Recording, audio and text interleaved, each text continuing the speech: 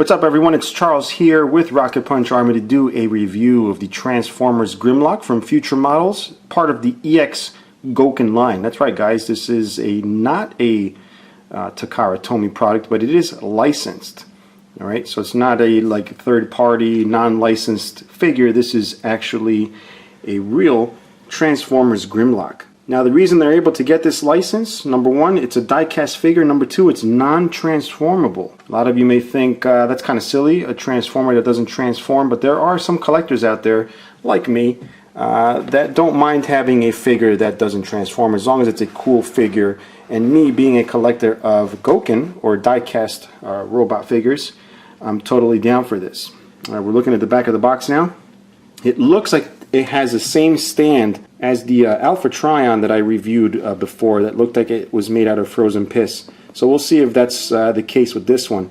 The whole theme of the box is the whole G1 grid design with the big Autobot logos everywhere. You got the sides here that show the figure. Another thing I wanted to point out is the way they do the box. It's got this nice grainy look like old Takatoku's, just a little glossier.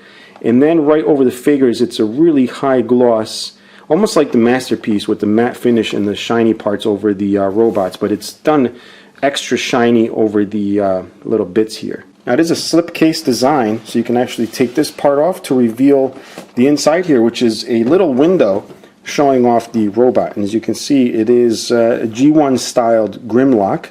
It's got the gold chrome here with the Autobot logo, the red here on the hips, little claws, and then the tail here that's folded off to the side.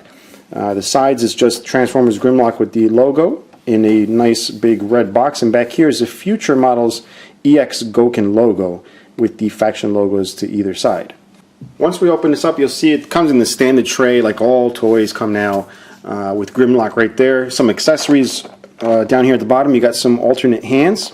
You got an alternate face with a blue visor. You get the sword here, you get the gun, and up here another gun. And if we turn it around, you'll see the frozen piss stand I keep talking about. And the reason I say frozen piss because it really does look like they took piss and froze it in a mold. Then you get this little booklet that shows you how to put all the pieces together if you don't know how to already. And the articulation and the stand right down here again. Anyway, so we're going to check this out. We're going to open it up. Now I didn't mess with this beforehand because I wanted to give you guys my very first impression. So let's try and move this out of the way here. Alright, so let's pick them up. Nice and hefty as he should be, and you'll notice his foot came off, so that's a great way to start. But you'll see it's a ball joint type design, so we'll go ahead and pop that in. Hopefully that'll be the last time that happens. Alright, so I was just about to go off into a rant because I couldn't get the foot to go back in. I just really thought it was defective. I have issues in the past with Fewture products, and I didn't want to have an issue with this because I've been really looking forward to it. But it seems the foot is in there pretty sturdy now, and you'll see it actually pushes in and out, which is part of the articulation, which we're going to get to in just a moment. But we're going to examine the figure here for a second. You obviously see it's a G1 styled Grimlock. It's got all the right detailing. I really don't know what kind of look they're going for. I mean, it's obviously recognizable as Grimlock. It's not necessarily like right out of the screen, you know, like from the cartoon. It's almost like it's a mix of both the cartoon and the G1 figure. And here is with the G1 figure. This is a knockoff though, but it's the only one I have. So you can compare what it looks like. So it's a little more modern. It's obviously based off the G1 figure and a little bit of the cartoon look. You have the folded out tail here, which is unnecessary for a figure that doesn't transform. But you do get the regular chrome going on here, the gold chrome just to match the G1. You get the red hips.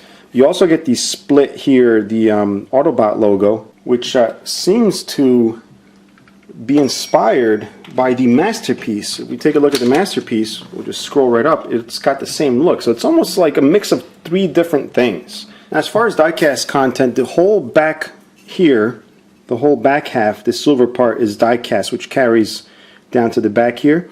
You also get the entire lower leg here, plus the feet. So it gives it quite a bit of heft, which is really nice. Next thing I want to go over is the articulation. You got the head that moves side to side, up and down. We got the shoulders. We got these little shoulder plates that do move out of the way, plus these little round pieces are also separate from the rest of the shoulder. And I'll go ahead and show you what I mean by that little circle thing right there, is you can actually extend the arms out a lot further, and this will move out of the way. And I noticed on this shoulder it pops out, which I don't know if it's just not going in all the way. Now it does pop in rather easily because it is on a ball joint, but I could see that getting annoying for some of you guys. I'm going to be displaying it, so it's not that big of a deal. But it's also got the bicep swivel right here on the elbow actually, and then the elbow. And it's got the little hand here, which is on a ball joint. And these little claws are also articulated. You have the upper chest joint here, which is also side to side and back and forth. All right, we got the waist joint. All right, we also have the hips that go out to the side. It seems to stop right there on both sides, so that's about as far as you're going to get there without forcing it too much. And then you got the forward movement, and it clears nicely there, but by very little. And you got the upper swivel here, and this piece I noticed is separate from the rest here. You get the knee joints here, which are double jointed, and surprisingly no ratchets. Usually, you know, die-cast robots have some sort of ratcheting going on. We get down to the feet here. They do move a little, and if you noticed before when I first took it out, you could extend the feet this way to give you a little more range. Now, speaking of extending, you can actually do that to the knee, pop it out this way, and it gives you a lot more range of motion. And if you notice, also the hip went down, so you got the extension right on the hip also, which gives you more clearance than what I showed you before. Now, if we move to the back here, you have the little Tyrannosaurus little arms here, which swivel back and forth. They're on a peg, you can pop them off. And also the little wing set here, which forms the body of Grimlock. This also articulates. If we move down here, you would think this would be articulated since it looks like it has a hinge, but it does not articulate. It's just fixed. All right, so let's check out some accessories. We got the sword here, which is a clear plastic with some airbrushing on the side just to give it a little bit more depth, but it is a little see-through. And then you have red metallic paint here on the grip. You also get these two guns right here. You get the double barrel one and the single barrel. And you get the alternate head here with the blue visor, which has a different shape than the original that's on the figure there. You also get open hands, just like this. You also get these open fisted type hands, which are for the weapons. So to use those, just pop them off, and it seems to pop off rather easily. So that's good, no forcing anything. Pop the new ones back in, and then we'll go ahead and attach the weapons.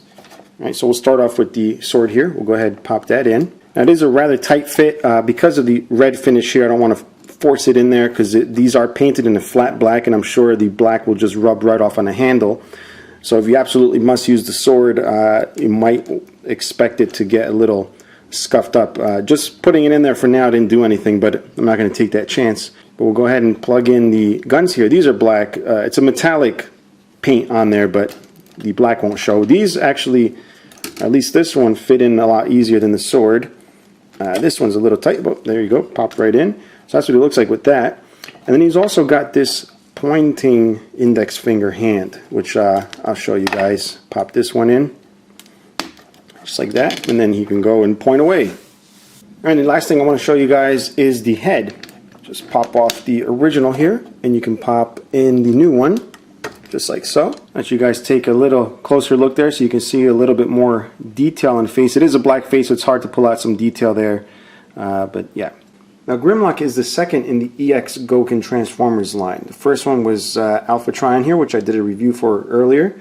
And the third is Optimus Prime, so we're going to be checking that out in the next video, so make sure you stay tuned to that. But before I end it, I'm sure a lot of people are thinking, I mean, alright, let's put it this way. Transformers fans are a picky bunch, and they've got their own opinions about everything.